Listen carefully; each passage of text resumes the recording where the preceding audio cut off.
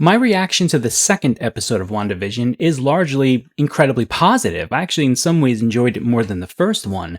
I went into this episode wanting to focus my attention actually on Vision, and I'm not sure any of my questions about him were answered in this episode, but I have to admit, I did really enjoy seeing Paul Bettany just kind of, let loose and have some fun.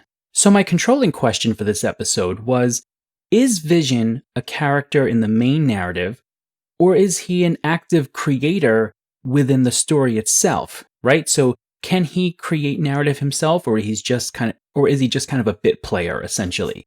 Forget the comedy for a moment. That stuff is within keeping of your typical 50s, early 60s sort of sitcom. However, I do find it interesting just how much Vision is sort of lost here in this episode. He knows that he's still a highly intelligent being, but he can't seem to harness that knowledge for bettering their situation. I guess he sounds like a lot of us in that way, now that I say that out loud. Vision plays a large role in one of my favorite scenes within the MCU. I love the debate scene from Captain America Civil War, where they are discussing sort of the future of superheroes. Should heroes, be bound to rules and regulations, or should they be trusted to act under their own sort of best intentions? Vision is the one in that scene who really lays out the problem for everyone in a way that makes it understandable that they need to have this discussion. Those same analytical skills would be incredibly useful here in WandaVision. I think you can even make the argument that they would be more useful and more important than the powers that he and Wanda wield. This brings to my mind the discussion we had in the pre-watch video about media influence and fluidity, right? Just how much does media influence our construction of reality?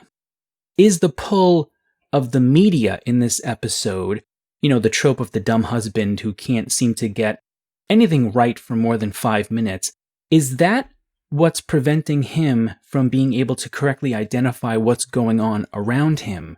Or is something else here involved? The very last scene of this episode gives us, I think, some indications of the possible answers. Throughout these first 2 episodes, Wanda seems incredibly determined to make sure that their narrative is structured a very particular way.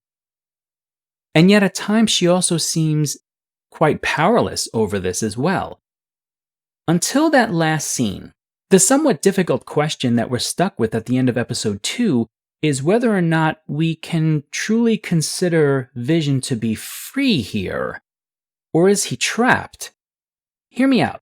Granted, he loves Wanda and wants to be with her, obviously. But if he isn't free to co-create, the story with Wanda, can we really say that he isn't trapped here? That's something that I'll be interested in seeing moving forward. How much agency does Vision actually have here to create, the narrative along with Wanda? Let me know what you think in the comments below. I'm curious about that.